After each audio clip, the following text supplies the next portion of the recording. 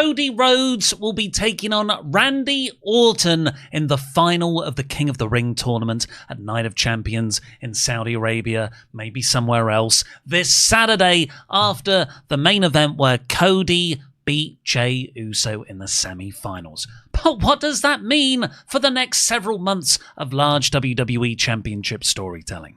I'm Ollie Davis. I'm joined by Luke Owen DAD. Welcome to the Raw Review edition of the WrestleTalk podcast. We're here every Tuesday and Friday, so please subscribe wherever you're consuming this media. It could be on YouTube. It could be on Apple Podcasts. There it is. It could be via RSS feed to an old podcast catcher app. Podbean.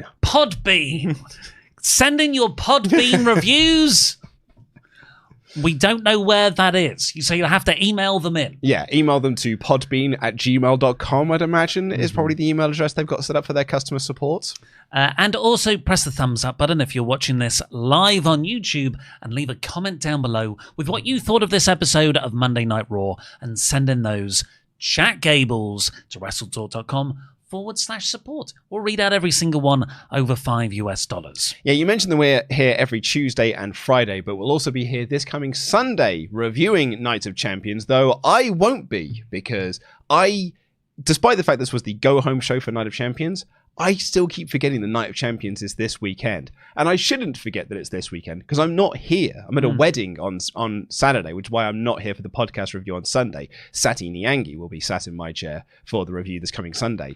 But I keep forgetting that Night of Champions is this weekend. I thought you said you wouldn't do it because you didn't want to sucker blood money. That's what you said earlier. Well, I did. But then because for a public-facing thing, I've made up the wedding story. Because that then hides my political views. We should have done a whole thing where I'm like, well, Luke's injured.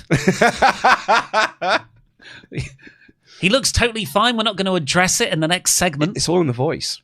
Oh, do you reckon? Yeah, people might notice that I'm injured because I've got a bit of a croaky voice again. Oh, I was referring to the Dominik Mysterio. Well, I know, but this is it. So people can speculate on what my injury is, and they'll point to my voice being like, it's a throat. He's got a throat injury. The thing is, I think you sound better than you did on 2 Fridays ago WrestleTalk podcast. But you weren't ill that day. You were just smashed. I didn't even know what happened to me on that day. You stayed at work and you had a couple of blood on the cocktail games. I did. And a couple of tinnies. I played blood on the cocktail with some friends of mine in the office, and I got home at like midnight. Yeah, and the next day I did a podcast with Barry White. If you just listen to the audio version, yeah, my throat was my voice was all over the place. No, this one I don't know if it's an illness or what it is. I don't get ill, but it's I've got a Lemsip here. That will fix it. Right, so Jey Uso and Cody Rhodes had the main event of this show in the semi-final, just after Sami Zayn was beaten by Randy Orton on Friday's SmackDown. I thought this was a really good match. Superb match. A really nice story that was told throughout, because everyone in the semi-finals are the best of friends. So Jey and Cody start off with shaking hands. We're going to do this respectfully. But the more the match went on, the more both guys was like, but I do want to win. Yeah, throwing all the bombs they have at each other, and including some of their own bombs. Although Cody didn't hit a spear or a splash. I thought this was a superb match. In fact, I finished filming at Cineworld today, and editor Adam, one of our producers, went, what's the main event like? And I said, it was awesome. It was such a good match. And he said, you don't hear that very often about Jey Uso matches. And I'm like, this one will surprise you. It's genuinely a brilliant match. He's been doing okay recently. The 4-way. The Gunther match was great. The Gunther match. Yeah. So maybe actually he did have a semi-decent in-ring World Heavyweight Championship run. Well, no, you're talking about matches that happened after he lost the title. So you're talking about a match where he lost the title, then a fatal 4-way after he lost the title, and then this match here while he's not champion. You're right. Because why book the World Heavyweight Champion actually well? You do that once they drop the belt. The belt does all the work for them. So this, it was a really good match. Cody got in the Kimura at one point, which I felt was a reference to his Brock Lesnar feud. Oh, 100% it was, because then Jey locked in the sleeper as a reference to his Gunther feud. Jey locks in the sleeper. So it was, really well laid out, and the attention to detail and the references to both guys' character journeys leading up to this. And ultimately, Jey hits a second spear because Cody had already kicked out of one. Goes up to the top rope for a splash, but Cody hops right up there as well. Hits a top rope cutter that I thought didn't look right the first time I saw it, but actually I think it was the camera angle. It looked like a DDT. And then he hit a crossroads to win. And they both shook hands afterwards. And then the show just held on them for 2.5 minutes. I was like, okay, is Orton RKOing someone here? Is Jey going to kick him in the dick? No, got none of that. They just held up each other's hands and everything was swell between them. Like, you're not going to turn Jey Uso heel, are you? But there wasn't even a little bit of side-eye. What's he going to look at? His hand? No, just, like Cody could be like up on the turnbuckle. Yeah, I did it. Jay's there, like, grabbing at his midsection and being like... Well, he's not going to sell the midsection. I did write my notes here. It was like, he's abandoned that gimmick, has he? Of like, I've got the hurt tummy. He's just like, after 2 weeks of not selling it, he's like, I'm just not going to bother anymore. But there was none of that. We did get a 5-minute long entrance, though, with Jey eating.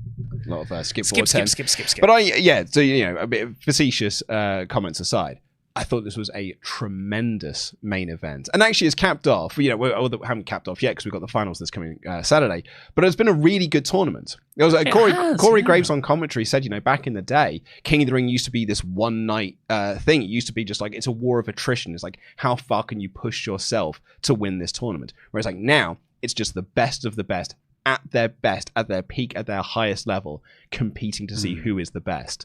And I've enjoyed the Fatal... From the semi-finals onwards. Well, I enjoyed the... Ivy Nar notwithstanding. I've enjoyed the Fatal 4-Ways, even though 5 of them all had the same finish. I've enjoyed the Fatal 4-Ways. And the semi-final, the Randy-Sammy match on SmackDown was great. This was awesome here. And it sets up a really interesting final for Night of Champions, which is Cody versus Randy. Yeah, it's the legacy. Cody started out as one of... Well, that wasn't his first gimmick, was it? He had the Bob Holly run first. Yeah. But Randy Orton took Cody and Ted DiBiase Jr. under his wing to become Legacy. I think it's this way round, but it's one of them. It's either him or Ted won the tag titles from themselves. Because they were tagging with Bob Holly. And then it was either Ted or Cody came out to challenge the tag champions, and it revealed that either Ted or Cody was the tag partner, and they won the tag titles from themselves. Well, I think everyone said at the time, Ted's going to be the big breakout star. They all thought he was. He wasn't. Everyone looked at Ted to be like, he is the future WrestleMania main eventer. Not this Rhodes lad, because he's the son of Dusty, and we don't like him. But Ted DiBiase, he's the guy. And here he is, all these 15 years later, going against Randy Orton in the final. Now, we've already had Randy Orton versus John Cena main event Backlash, and they did bill that as definitely the last time ever. WWE do have a track record of then doing a rematch after promoting the last time ever. Or a once in a lifetime. A twice in a lifetime thing. So they could do Randy versus John Cena again, because the winner of the men's King of the Ring tournament, again, men's King of the Ring is redundant. It's just the King of the Ring. Will get a world title shot. Yeah, at SummerSlam. And given that it's Cody and Randy in the final, you've got to think it's... Oh, unless Orton wins and Orton cashes in against Gunther to reprise last year... Gunther won King of the Ring last year. But they did that last year as well. They've already done the Randy Gunther feud. Well, they were the final of last year's King of the Ring. Yeah. And then they did it like Gunther beat him in the rematch as one of his first World Heavyweight Championship matches. But Gunther, of course, cashed in against Damian Priest to beat him at SummerSlam. So you could tell quite a nice story, I think. Who cashed in? Gunther. Damian Priest cashed in. Gunther cashed in on Damian Priest. No, Gunther won the King of the Ring tournament. Yeah. And then he beat... Oh, you're saying cashed in his shot. Right, I say, because if you say cash in, people are going to think you're talking about Money in the Bank contract. And Damian Priest used the Money in the Bank contract to win. And as I know, because Seth Rollins took 15 minutes telling me, Seth Rollins has the briefcase. Yeah, which is the most important thing in the company. But I think, you could do Gunther winning the King of the Ring and saying, I'm coming for you, Gunther. We did that last year. No, but he didn't win it. Gunther did? No, I mean, oh my God.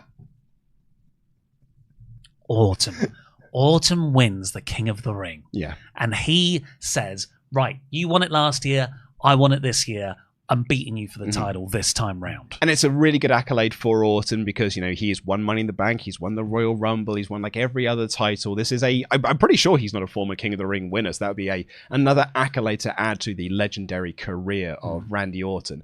Though, he is the least interesting winner for me because it's either doing him versus Cena again at SummerSlam, or it's him versus Gunther again at SummerSlam. And I'm not into either of those ideas. Unless, of course, it's Randy Goldberg. If it's Randy Goldberg, then the legend killer Randy Orton kills another legend to win the World Heavyweight Championship. Counters a spear into the RKO. Yes, I like it. But I think everyone thinks it's going to be Cody Rhodes. Yeah. And this is how he gets his John Cena rematch. SummerSlam is a huge event this year. It's a 2-night one. So you need a really big match to main event it all. But he didn't need to. He pinned him at Money in the Bank. He already could have earned himself a title shot through those means. Yeah, but they seem to have dropped that. Yeah, it hasn't. I don't feel like it's been brought up a lot. So everyone just talks about wrong killings. Yeah, now. that he pinned the champion. Yeah, when that was the whole reason you did that finish, I thought. Yeah. Well, I mean, you did the finish to bring back wrong killings. Yeah. So yeah, if you had to take a guess, we'll be doing predictions on the Friday WrestleTalk podcast. Oh, someone just pointed out here that it's the rules of the King of the Ring is that you face your own brand's champion. Though, what brand? Cody's definitely on SmackDown. He's on SmackDown, right? Yeah. And Randy is Cena? I guess Cena's a SmackDown guy. Yeah. Yeah. It's just because he was on Raw a couple of weeks back. Yes. Yeah, but he's on SmackDown. And Punk's a Raw guy, but he's currently feuding with a SmackDown guy. Yeah. What Floyd Orbital is arguing here is very much semantics about a company that doesn't care about a brand split. Yeah. But yeah, you think Cody's going to win, cashing on John. Yeah, I think it's Cody versus Cena. And then Cardi B helps John Cena retain. No, can only hope. Her and Travis Scott come down. That's what we can really hope for here. But I think Cody makes the most sense. I think the only reason I find it slightly disappointing is I really thought you could have done something with Sammy winning this tournament and doing Sammy Gunther. I know we've done that down the road before, but doing Sammy Gunther for the world title at SummerSlam, having won King of the Ring in Saudi Arabia, I think would have been a really nice story to do, a really good underdog story to tell. And the only reason I bring that up is because Cody didn't need to win King of the Ring to get his John Cena match because you've already got an inbuilt story. He pinned the champion. I feel like most of your plans involve Sammy winning a shot at the title. Well, yeah. Because you also want that to happen at the Rumble. Yeah, I think he's going to win the Rumble. So you would have preferred him to also win the King of the Ring tournament as well, yeah. Lose to Gunther. The idea is because the idea is he keeps failing. He keeps coming up short in all of these stories, and that's been Seth's point. It's like you are not ready to get to this position. It's what Karrion Kross keeps saying. Is like you're not ready to be in this position. So if he keeps coming up against these adversities and failing against them, that makes his cathartic win at the end mean all the more. Shall we see what they think on the chat, Gables? WrestleTalk.com/support. Send in your thoughts and we'll read out every single one over $5. The Guilty Hat says, maybe it's my bias for never really enjoying Face Cody, but this feels like the least interesting final they could have had for the King of the Ring. I'd have loved to have seen this match a year ago for the belt, but I have no interest in seeing either of them face Cena again. Well, have I got bad news for you, Guilty Hat? I think Cody's going to win the belt from Cena at SummerSlam. Do you think? Yeah. Well, you can't. You have Cena win again and then build to a third match between them where he wins the belt back. I just thought Cena was going to be trying to ruin wrestling for the whole year. I feel like I don't know. Because this way, Cody beats him here. He turns face, which you could arguably say that he started with that Punk pipe bomb promo, which we'll also be going deeper into on Friday's podcast, so make sure you're subscribed to that. Cena turns face for the rest of the year. Do you want to end out his run as babyface? Like that was always the argument was that you turn him heel now, but you want to end off his run as a babyface. So you've got to try and turn him heel at some point. A lot of people say like this, the thing at Backlash when he had that little look to the crowds, like is that the first signs that he's showing signs of weakness within himself? A lot of people fancy booking themselves in circles about how you're going to do the Cena face turn, but maybe we are just sort of overlooking the fact that they're not going to turn him back babyface and he's just going to be a heel for the rest of the year. Real Double J writes, listening via Stitcher Radio. Nice, that's That a is good one. Good one. I ponder if WWE missed an opportunity to crown Jey and start a "You Can't Yeet Me" feud instead of threatening us with a Cena Autumn rematch. Do you guys think King of the Ring works best to elevate newish guys to the main event? Yeah, well, I mean, to the point that someone made earlier, Jey couldn't have gone against Cena because he's on Raw, so he'd have had to have faced Gunther for the title. What's a "You Can't Yeet Me" feud? Well, what you're saying like is you can't see me. Yeah. Very good. I think King of the Ring, Money in the Bank, Royal Rumble, you've got a couple of opportunities there to make totally new stars. We did that with Royal Rumble, I would argue, with Jey Uso. Yeah. So I don't mind having like an established main eventer win the King of the Ring. I don't know. It almost lends it more credibility. That's exactly it, yeah. It puts someone's name onto that trophy. That really adds a whole new level of prestige to it. And really, when you look back on elevating talent up, I suppose you could say that it elevated Gunther into that main event level. But Gunther was basically already there. He felt like the main event player while he was the IC champion because he was the best thing on the show for so long. And actually, when you look back on like previous King of the Ring winners, kind of the ones who got the most out of it were the ones who were already set to be pushed into the main event anyway, like your Brock Lesnar's, your Kurt Angles. Bart Gunn. Very good. I nearly corrected you then, but that would have been pedantic of me for what is actually a very good joke. Kazoo writes, enjoyed last night, a notch lower than recent weeks. I don't mind Cody winning because you have to give King of the Ring some prestige, but I understand the want to see someone elevated. Night of Champions went from a decent card to a little meh with the match changes. It's really funny that the last couple of weeks we've sat down to do this show and we've had like 5 options of what we could have as the thumbnail and title. And this week we sat down and we're like, Cody won? Yeah. I guess, that's probably the main talking point. The title could have been, that thing you thought was going to happen, ... happened. And finally, for now, Anonymous writes, maybe Dom's kayfabe injury is actually visa issues. He is, after all, an ex-con. Yeah. So, I mean, you got your theory on this one, haven't you? I've not got a theory. I've just That's what you told me. Speculated That's what you told me.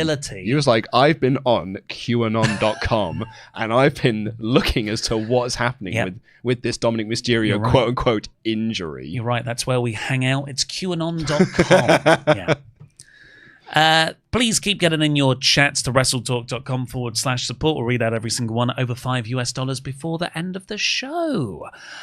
This show opened with Seth Rollins doing a Triple H impression. A Triple H promo. Yes, if you weren't around for the Authority era or the Evolution era before then. Or even the McMahon-Helmsley regime era. Triple H loves starting a show with Triple H. Yeah. Talking for ages and just getting crowd heat. Well, Triple H loved to open a show for 20 minutes talking about Triple H. And I guess psychologically you could argue that you want to start the show with some heel heat because then the baby faces will get better reactions when they come out. That's like a traditional trope of wrestling. The heel should come out first. They cut a heel promo on the crowd. So when the babyface music hits, the crowd cheer for the babyface. That's wrestling psychology 101. Triple H has sort of taken that idea, melded it with his own ego, and hammered it into every opening of every Raw for the last 20 years. Yeah. And it doesn't work if the crowd are cheering for you, which is actually kind of the starting point of Seth's promo, which is he comes out with entrance music designed to make people sing along. He then does his intro, which is designed for people, which is designed to be a call and response. And then he's like, I don't get you guys. You cheer for me. It's like, yeah, because you asked them to. Yeah. And then they cheer for CM Punk and they cheer for the OTC. And Seth says, look, he created Roman Reigns when he broke up the Shield.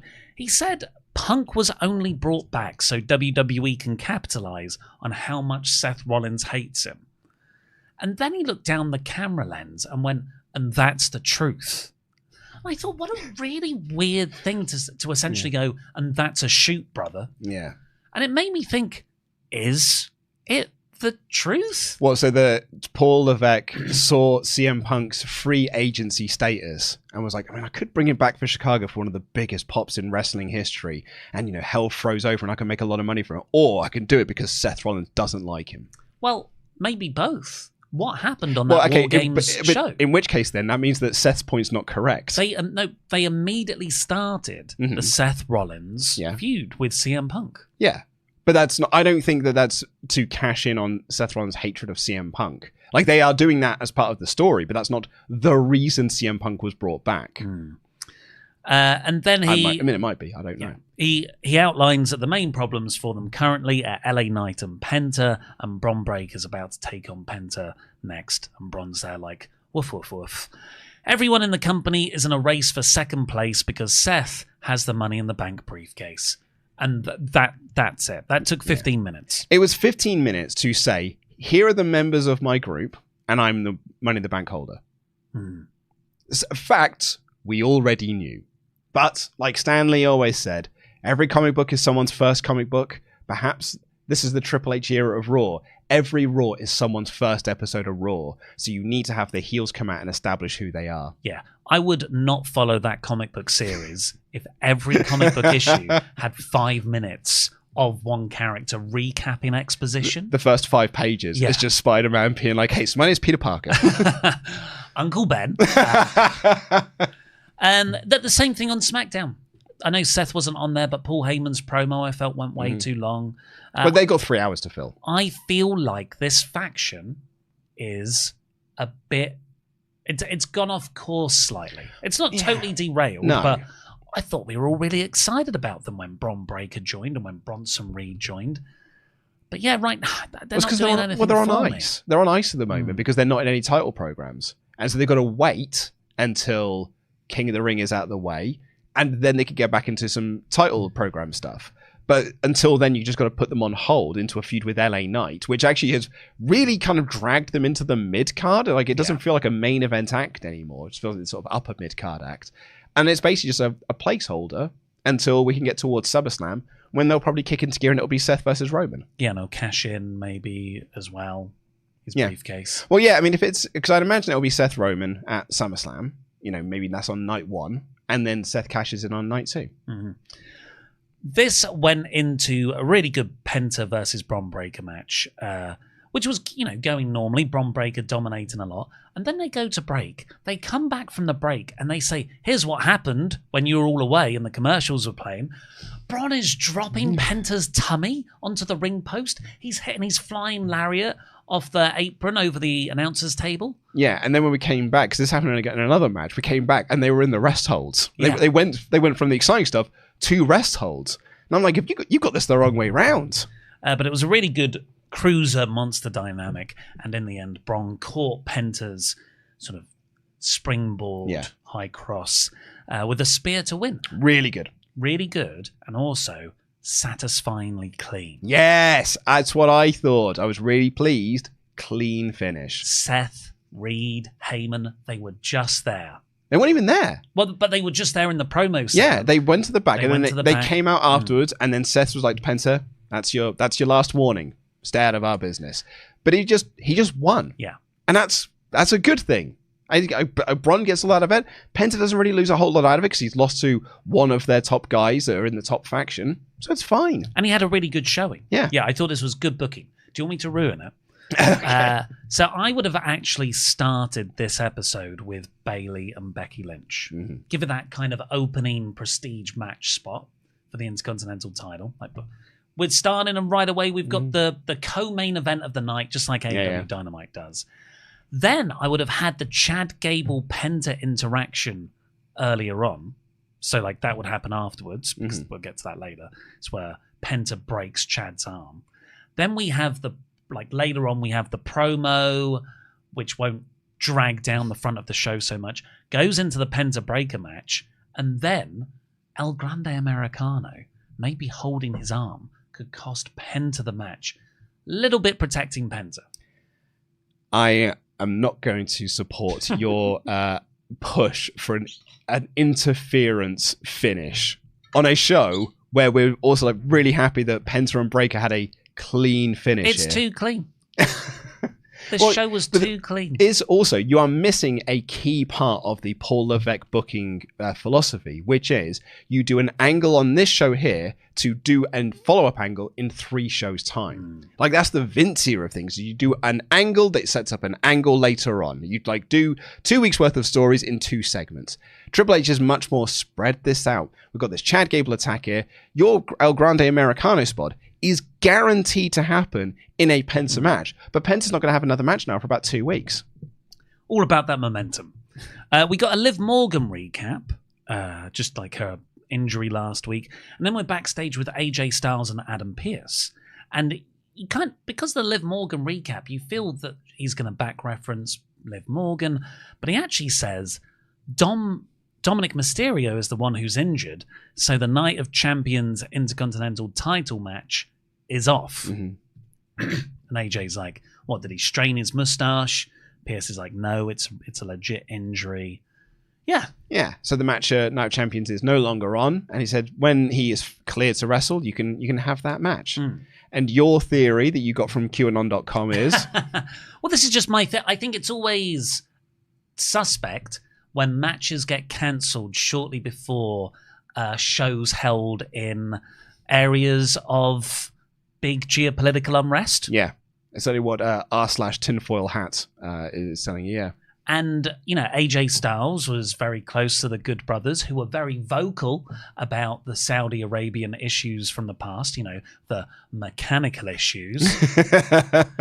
So I just think it's a possibility that if matches are suddenly getting cancelled and there's been no reports of Dominik Mysterio being injured, if he's injured, you know, this is totally just me speculating, but could AJ or Dom have just said, actually, I do not want to travel for the Night of Champions show, and they've had to weirdly retcon it out and put in some other matches like the Raquel Rodriguez Rhea Ripley one. Yeah, because I feel that was destined for Saturday Night's main event. But yeah, I mean, I do agree with what you're saying, because when they announced that he was injured, it was only like, because he was then on the show later, I was like, is he injured, or is it just a case of, because the reports have always been, talents who don't want to go to Saudi Arabia don't have to go to Saudi Arabia. They can just say, I don't want to go. Danielson didn't go. You know, Kevin Owens didn't go in support of Sami Zayn not being allowed to go. John Cena for ages wouldn't go out there. It's only in like last couple of years that he's changed his tune on that one. And Kevin now goes because Sami Zayn's allowed to go. But there were people who said they don't want to do it. So it could just be a case of, because of what is currently going on, they were like, do you know what? I don't feel comfortable traveling. I'd rather just stay here. Which is fair. Which is absolutely fair. You sort of leave behind a wife and kids, and they're going to worry. So, yeah. The New Day then walk in, and I thought this was really funny. They say, oh, you want to talk to us about a photo shoot, yeah? And he gets out his abs, and Adam Pearce says, no, you've got a match next week against JD McDonough and Finn Balor. And they're selling of the shock, even though they're tag team champions. I thought was excellent. Yeah, really good. It turns out Grayson Waller's just part of their act now. We're not going to get the Theory breakup? Maybe it happened. Did it happen on speed? No, it happened in those backstage segments. You know, in the background of those backstage segments. Oh, that would be hilarious if that's actually the way they broke them up. Well, what was the breakup of Damage Control? Yeah. They got released. On Damage Control, I've just written a sarcastic note here. The New Day's whole shtick is, we're not going to defend our tag team titles because we're heels. They last wrestled for them in like late May in that triple threat match. Io Sky, a babyface, has not had any title matches since WrestleMania. Yeah, and was not on this show this week. I think the last time we really saw her is when she was just telling Nikki Bella about how much of a trailblazer she is and how she paved the way.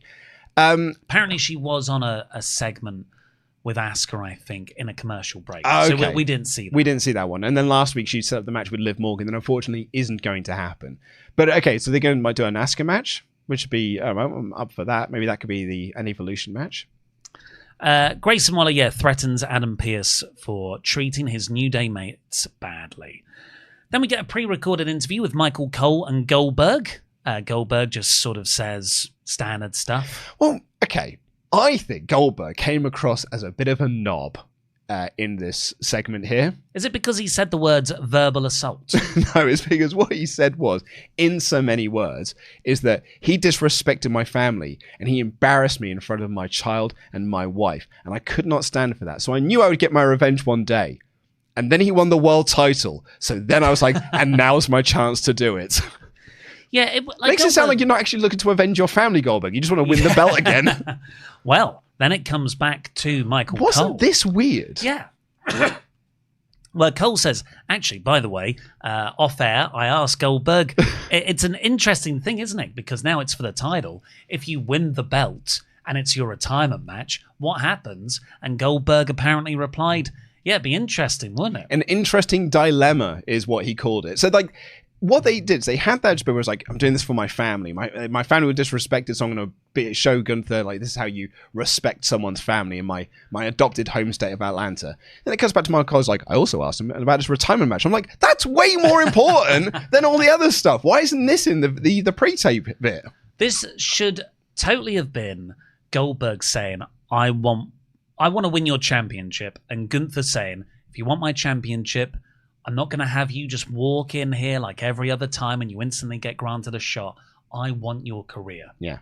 And then it becomes career versus title. I know you did announce that Goldberg's going to retire last August, but they've never acknowledged that really on TV. Didn't acknowledge it in last week's segments. They just randomly dropped it last week in like a social media announcement. So I feel like this is a really lame execution on Goldberg's last storyline. Huh. By Triple H and creative, you say? For a WCW character that he's not fond of and actively worked against when he came into the company in 2003. That does surprise me, actually, that he's not putting all of his effort into this one. I can't wait for Gunther to win with the spear.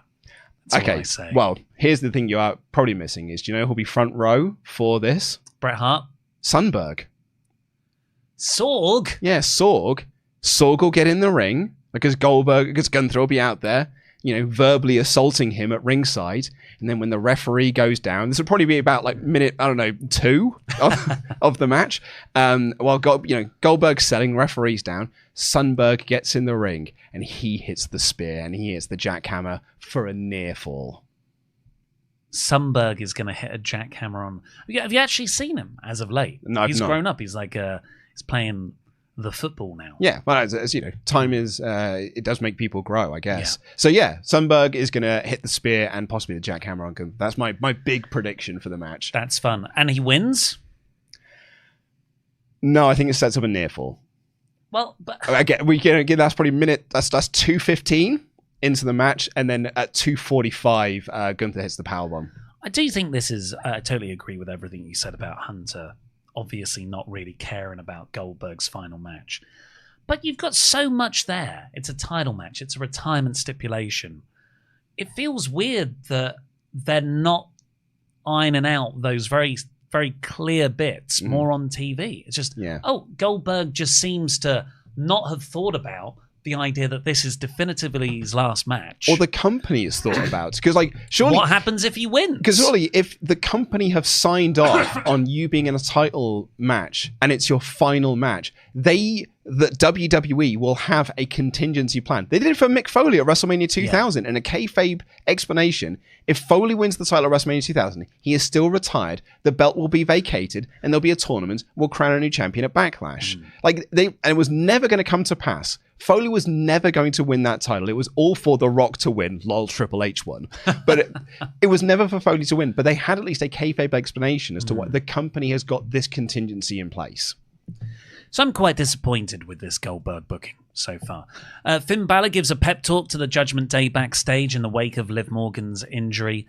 Dom misses Liv. No real reference to him being injured here.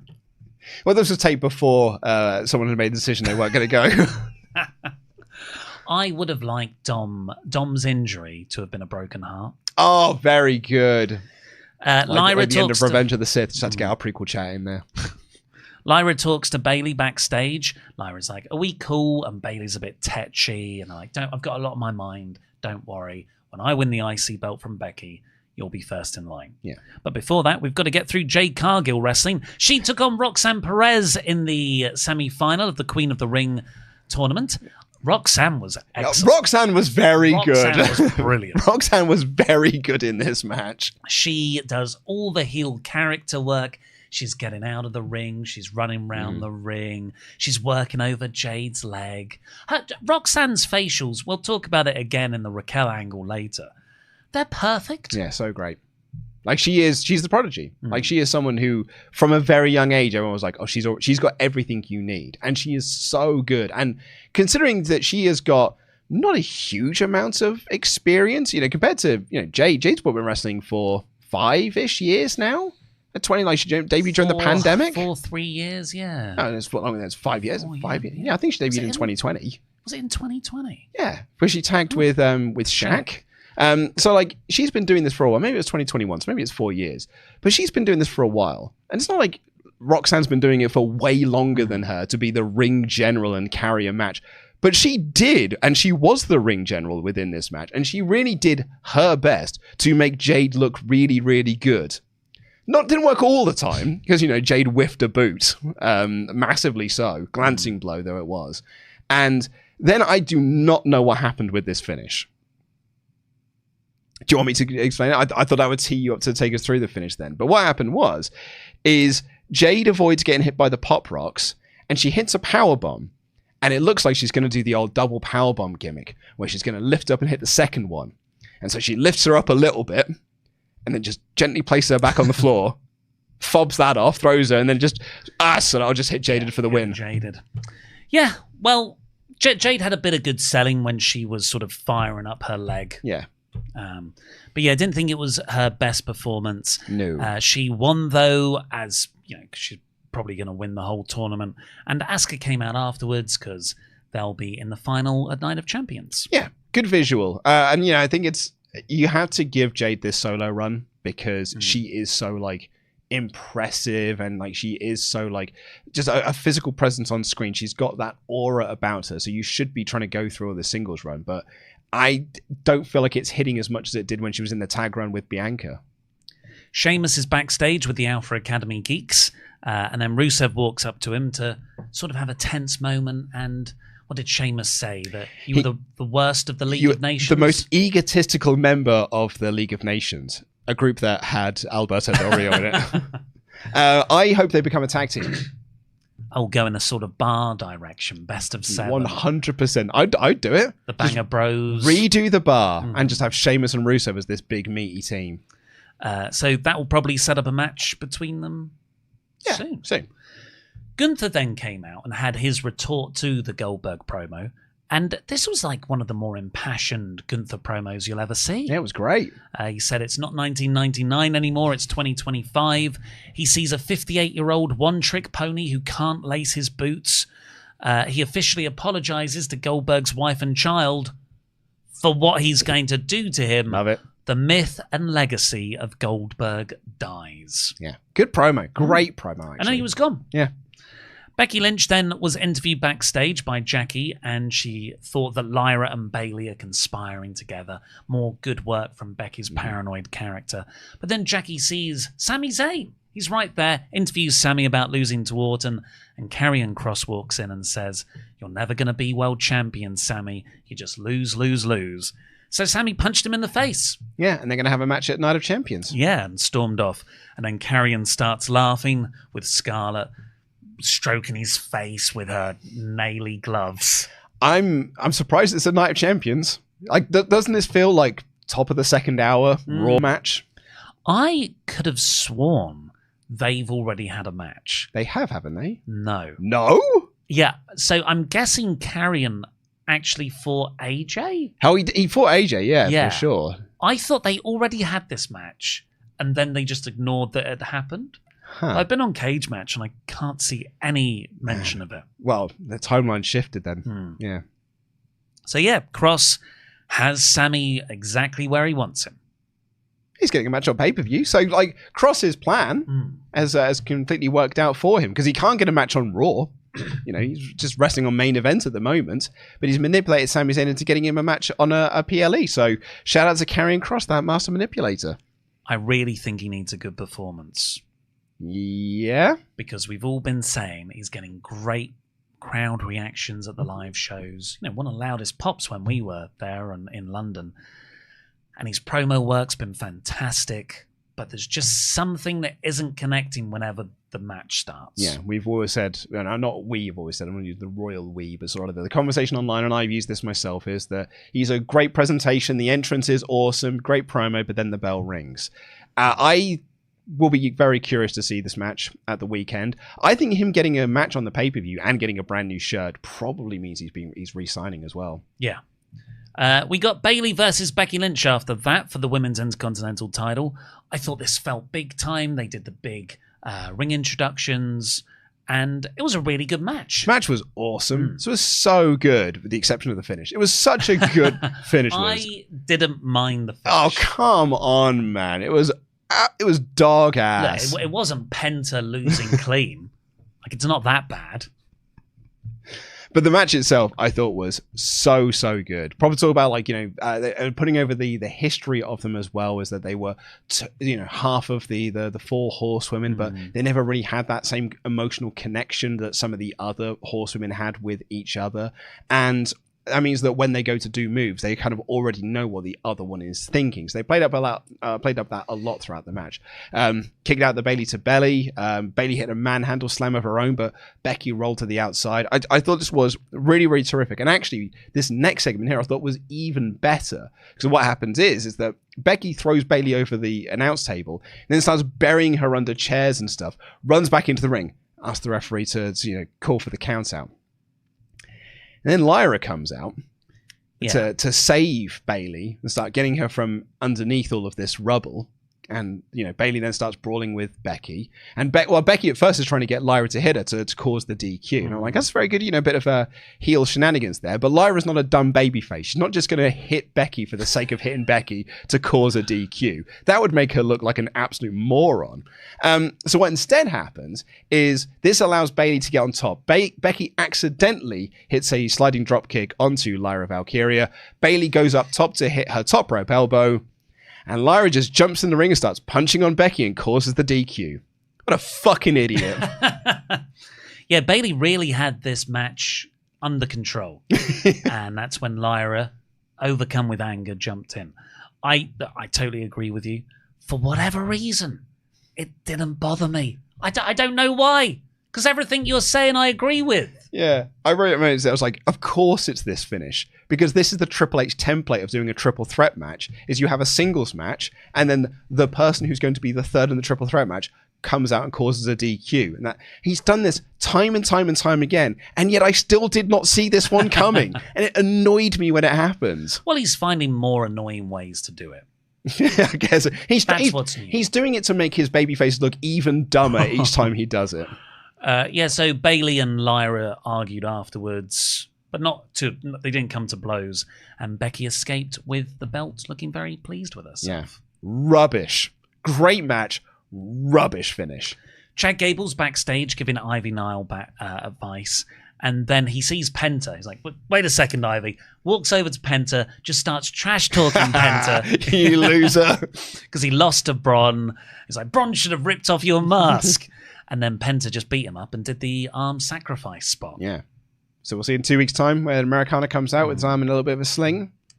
Then we got Raquel Rodriguez. Finn had fired her up earlier to call out Rhea, get revenge for Rhea, costing Raquel last week's round 1 fatal 4-way qualifying Queen of the Ring match. First round, not qualifier. And she comes out. And she calls out Ripley. They brawl. Raquel gets the table with Slim Jim logo. It's more dangerous now. Well, you snap into it now. Oh my God, yeah. Punk. Like, he got knocked out by the Slim Jim logo. I don't think Punk has gone through a table shot like that ever. Because 15 minutes, he was there. Tummy was sore. It looked like he could barely breathe at times. Well, it's the corporations, man. Oh, is that what it is? Yeah. They're like, that's the kryptonite to Punk. It's the corporations. So he needs to become corporate man Punk. Yes, yeah. Rhea gets on top to hit the Riptide through the table on Raquel. Oh, God, everyone's name begins with R. Yeah. I mean, it's Raquel Rodriguez, Rhea Ripley, which made my notes very confusing. And then Roxanne of the Judgment Day helps Raquel, and they put Rhea through the table. And in a really good moment, I thought, for the Judgment Day never-ending drama, Raquel gets Roxanne up to her feet, and Roxanne just has the perfect look of, yes. Yeah. Really good. I was really pleasantly surprised by how good this was. This was really, really great. I mean, the heel got the table out, which made the crowd cheer. So it wasn't perfect by any stretch of the imagination, but this crowd was so into Rhea Ripley that it doesn't really matter. It was so good. I mean, obviously we don't want the Judgment Day storyline to go on any longer. I thought you were going to say end for a second. But I think the Liv Morgan injury might be for its long-term benefit. It could be a bit of a blessing in disguise for them, because they can easily now have Roxanne replace Liv, in which case she just integrates herself more within the group so that when Liv comes back, and they can kick her out of the group. Yeah, and she comes back as a big babyface. Because I always thought the Roxanne introduction, it happened the week before Liv came back, and it never really felt like it had enough time to feel like Liv was being replaced. Yeah. So they can actually do that storyline now. Then Rhea stormed backstage, demanded the street fight against Raquel. Adam Pearce agreed for Night of Champions. And that's when we get this, am I going to say bad promo? Bad video promo for Cena and CM Punk? The yin and the yang? This feels like a video promo they would have made in 2015. Yeah, surprised I was at this, considering that it's John Cena versus CM Punk. It was all about the yin and the yang. Was it Corey Graves doing the voiceover? I think it was Byron Saxton. Is it really? That's what I heard. I thought it was Corey Graves, I agree. Yeah. But then I heard someone say it was Byron Saxton. Ooh. Well, yeah, either way, it felt like a Vince-style video promo. Yeah, where you sort of focus on the least interesting fact about the story. Yeah. Yeah. They had a bit at the start, earlier in the show, sorry to cut you off. They had a bit at the start that I thought, well, that's a really interesting part of this story, is they've had X number of matches and they're actually tied in wins and losses.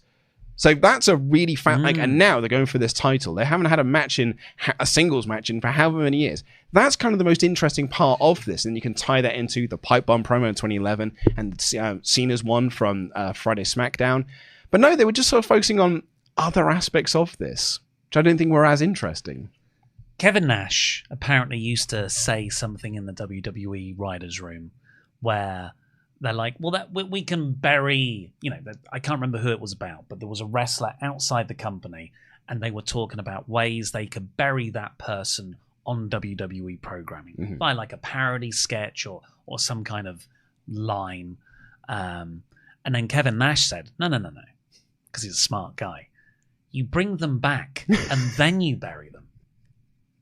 And just the way the last month or so has been shaking out, I feel like Punk has been brought back by Triple H, so Triple H can bury CM Punk. It's because he's forcing him to go out to Saudi Arabia. You're only going to get a title shot with Cena if you go out to Night of Champions.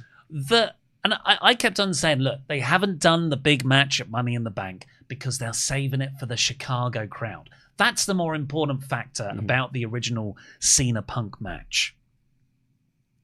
But now they're doing it in Saudi Arabia. That is probably the opposite of Chicago. It feels so consciously directed. And then to play this rubbish video package? Yeah. I don't know, man. I don't think that Triple H brought him back to bury him. He's going to win the world title. Not right away. No, he was going to win the world title as soon as he got back. But yeah, I don't know, man. I think the Saudi Arabia thing is really weird.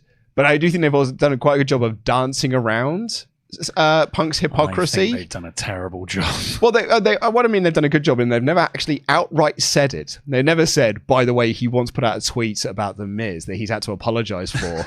But if you are in the know, you know what Cena is referring to. Yes.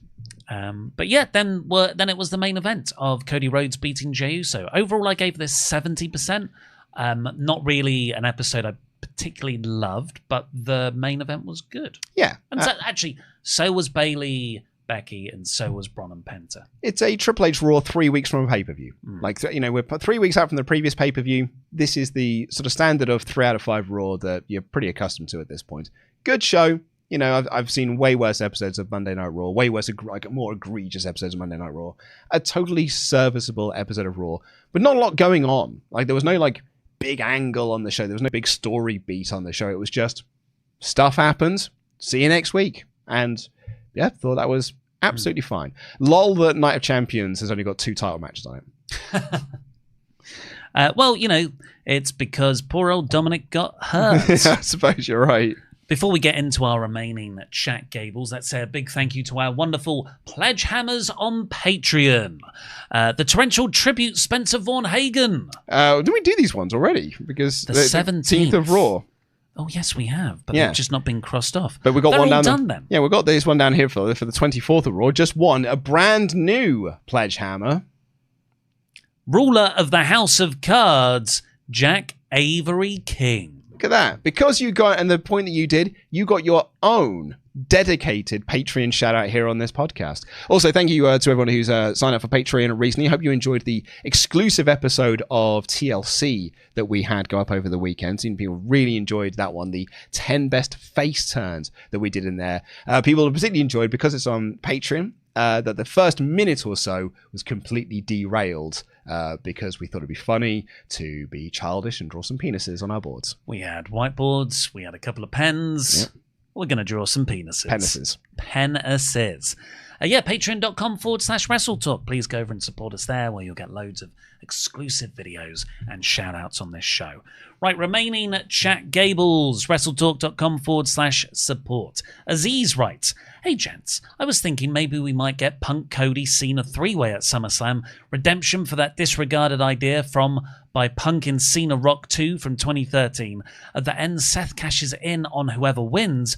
I don't think Cena Cody 2 interests anyone. I think it does, though. I think that is still a much bigger match than throwing Punk in there. Yeah, it's a big mainstream match. It's a big marquee match. It's a WrestleMania rematch. Exactly. Likely a title change. Yeah. So yeah. I think it's a way more of a marquee match to the casual audience than throwing Punk in there. Space Viking. Let's at least entertain the idea. Punk and Cena apparently have a tying head-to-head record. What if Punk just wins? Cena starts his redemption, then we get Punk versus Cody at SummerSlam. Don't hate it. But it's like, I mean, I don't think it's going to happen, but I don't hate the idea. But then who turns heel? Punk turns heel on Cena? Well, because I feel like that's what this story is building to. No, I think you want to. If Punk is going to win the title, Punk becomes WWE champion again, which, you know, I think it's more likely he becomes World Heavyweight champion than he does WWE champion. But if Punk comes WWE champion again, I want him to hold it for another year, and then throughout that year have it corrupt him again. And you really hammer home this idea that this belt and the pressure in keeping it can make you become a bad person. And Punk now knows that in advance, and it's almost like seeing the days coming when it's going to happen to him. I think the more interesting thing is to lean into Punk's hypocrisy. And he doesn't need the corrupting element of a title. He can be a hypocrite all by himself. Yeah. Boastis the Beast writes, so I've been thinking about this for a while, and everyone said Punk versus Cena should have been at Money in the Bank because of the history. Would it not have been better for that to have been Cena's last match with the belt, as it would be Punk versus Cena? If Cena wins, he leaves with the belt. Bless you, bless you, bless you. Thank you. Yeah, because then you can do the kiss through the crowd. Yeah, I guess so. If Cena is winning and leaving forever. Yeah, which I don't think he is. But I think you could still do Cena doing the blowing the kiss, even if it wasn't Cena's last match. I agreed. Geek of Arabia. Hi, this is your resident Geek of Arabia. Just tossing this message here to let you guys know that I am safe for the moment. Haven't watched Raw yet, but I will say Cena's SmackDown pipe bomb was glorious. See you again soon. Jam that jam. Jam that jam. Thanks for letting us know you're okay down there.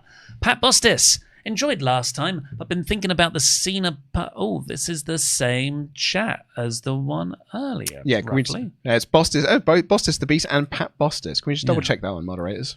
Would it make more sense? It seems like the same one has been sent by two different usernames. But they're both Bustis. Yes.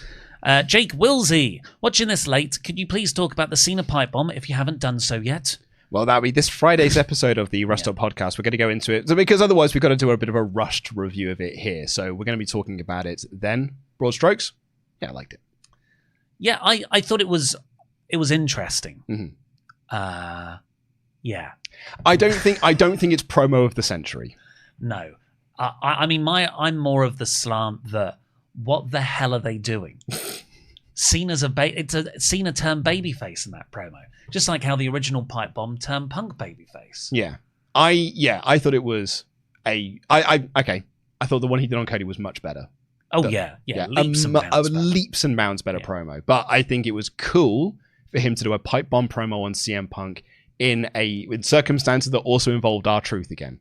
I think that is very neat and very cute. And I'm really happy that people are excited about it, because I think that seeing like the reactions to it over the weekend, I thought were tremendously exciting.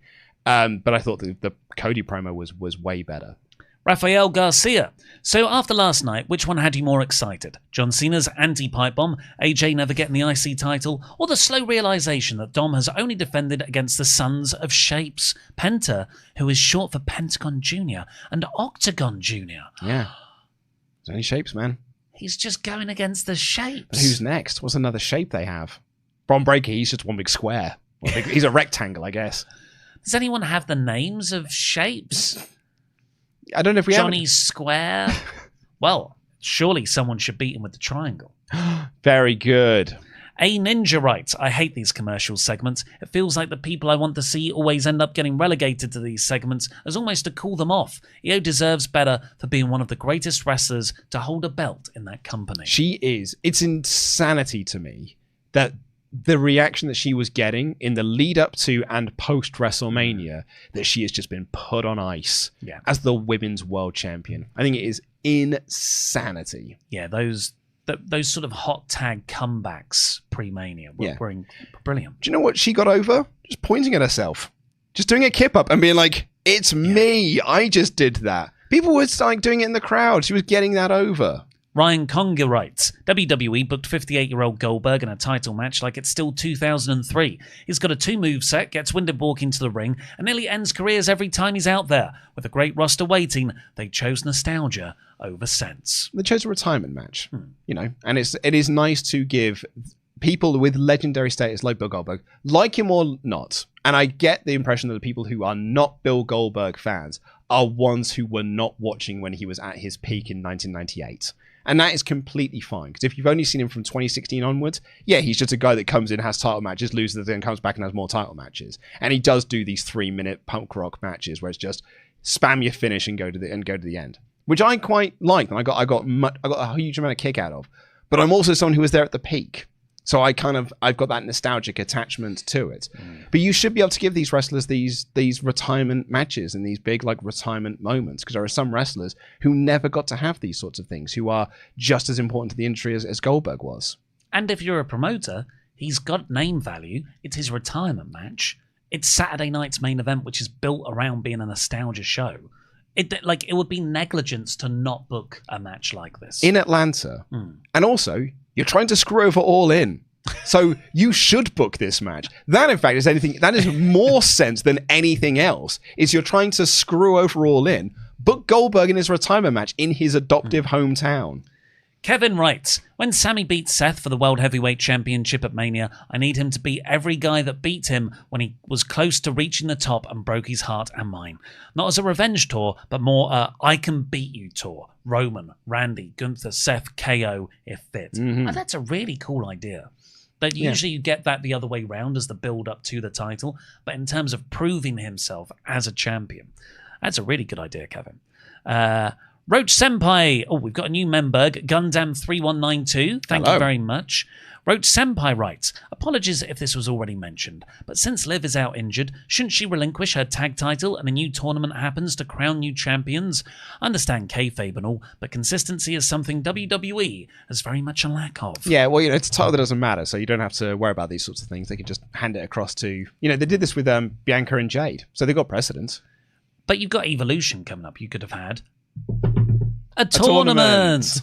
Real Double J writes, to prolong Cena Cody, I submit to you SummerSlam Night 1 main event, Bad Bunny Cody versus Travis Scott Cena in a Cody's Soul on a Pole match. Rock as special guest referee. Cody needs adversity. He must win to get his shot or submit to Rock. Pole sponsor is Spearmint Rhino. Well, I mean, you've got Rock in there. That's not happening. Like, you know, I don't want to just crap on anyone's idea, but be realistic, man. You got Rock showing up at SummerSlam here. WrestleMania 40 was so much fun. I think we're going to get a lot of... The way you do it is it's a tag match on night 1 and the actual singles match on night 2. Yeah. And finally, for now, some guy writes, "Hi guys, I thought about it last night. I think a chance was missed by not having Sami in the finals. Think about it. He wins King of the Ring, wins the World Heavyweight title at SummerSlam, then Seth cashes in, wins the title, and we can have Roman crying in the confetti.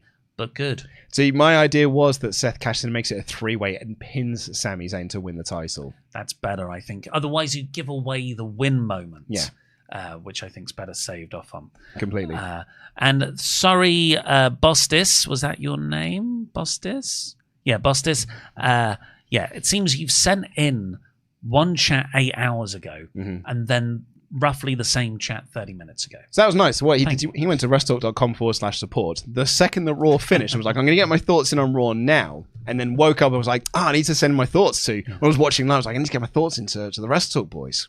Shall we have the result of our poll? Yes, we can do. Give me a second to end off this poll. And it's looking like 50% thumbs in the middle, 43% thumbs up. Okay, yep. It's getting more mid every week, I would say, the reaction. But no one's hating the shows. They're not thumbs down shows. Well, I say no one. There is obviously 4-ish% there. Yeah. But the vast majority of people think it's meh, which is fine. Monday night meh. Monday night Raw. Please subscribe to us wherever you get your podcasts from, because we will be back on Friday with Night of Champions predictions, with our review of AEW Dynamite, where there is nothing announced. Kota Ibushi's having a match. Yeah, he is. That's it. Uh-huh. We don't know who against. It doesn't need to be against anyone. He's cut again. Look at him. He looks incredible. And also we'll be diving into the John Cena anti-pipe bomb. But for now, I've been Ollie Davis. This has been Luke and DAD. Jam that jam. Jam that jam.